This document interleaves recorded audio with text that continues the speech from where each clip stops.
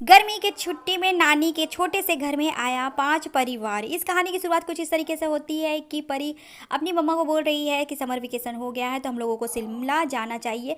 लेकिन उसकी मम्मा बोलती है कि सर पैसे की अरेंजमेंट थोड़ा कम है, इसीलिए हम लोग शिमला जाना कैंसिल करते हैं और चलते हैं नानी के गाँव। चलो मैं नानी के घर फ़ोन करके बता दे रही हूँ कि हम सभी लोग आ रहे छुट्टी में। परी बहुत ज़्यादा खुश हो जाती है। जैसे ही स्वाति फ़ोन उठाती है वैसे ही सामने से फ़ोन आता है राजेश का। राजेश बोलता है कि काफ़ी समय बीत चुका है, हम लोग गांव नहीं गए हैं, तो चलो इस बार इकट्ठे हम सभी लोग गांव जाते हैं। तो स्वाति बोलती है ठीक है, हम लोग सब इकट्ठे गांव चलेंगे। तब राजेश बोलता है कि और बाकी 2 भाइयों को भी मैं फ़ोन करके बता दे रहा हूँ, सभी लोग इकट्ठे गांव चलेंगे।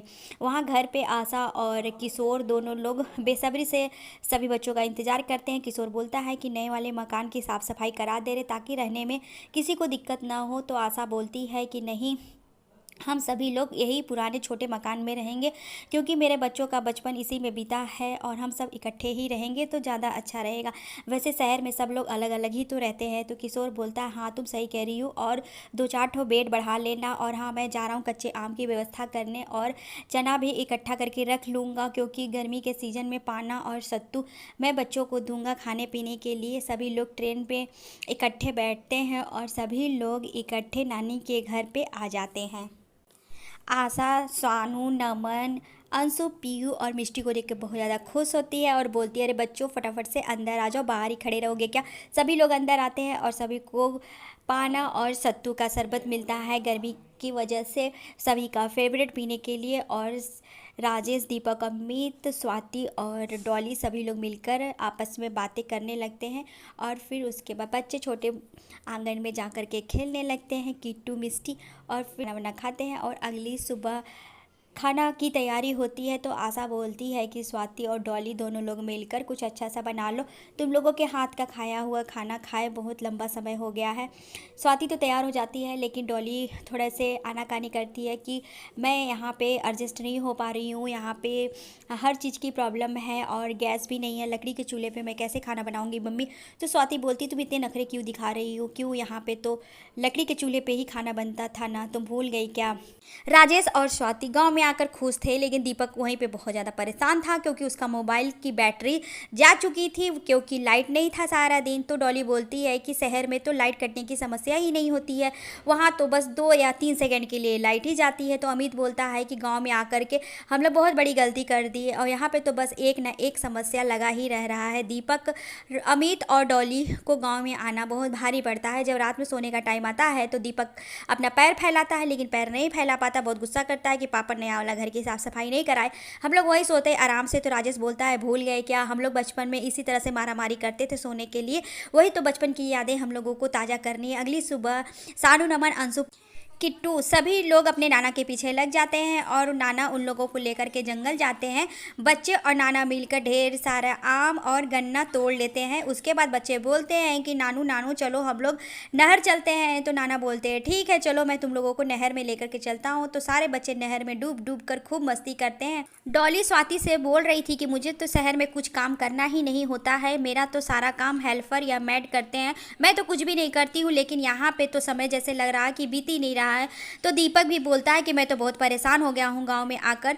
तो स्वाति बोलती है कि क्या मम्मी तुमको हल चलाने के लिए बोल रही है, थोड़ा बहुत मदद कर ही दोगी तो क्या जाएगा। इतना करके स्वाति हंसने लगती है। आशा सभी के लिए रोज चटपटा खाना बना रही थी और नानू, अंशु, पीहू, सानू, नमन और मिष्टी किट्टू को लेकर के घुमाने के लिए ले जा रहे थे। जंगल में गन्ना तोड़ो, आम तोड़ो और फिर नहर नहाओ। ऐसे करते करते एक एक दिन बीत जाता है पूरा छुट्टी और सभी लोग का मन नहीं भरता है और उन लोग का मन करता है कि कुछ दिन और नानी के घर रहे। लेकिन अब समय समाप्त हो चुका था। तो स्वाति अपना पैकिंग कर लेती है, डॉली भी अपना पैकिंग कर लेती है, सभी लोग अपना अपना सामान का पैकिंग कर लेते हैं और जाने के लिए सभी लोग रेडी हो जाते हैं। तभी आशा वहाँ पे आती है और बच्चों को ढेर सारा खाने पीने का सामान गिफ्ट में देती है और किशोर भी बच्चों को ढेर सारा खाने पीने का सामान देता है। तो आशा बोलती है कि ये लो दीपक, तुम्हारा घोड़ा जो बचपन में टूट गया था और तुम बहुत परेशान हो गए थे दूसरा लेने के लिए, लेकिन मिला नहीं।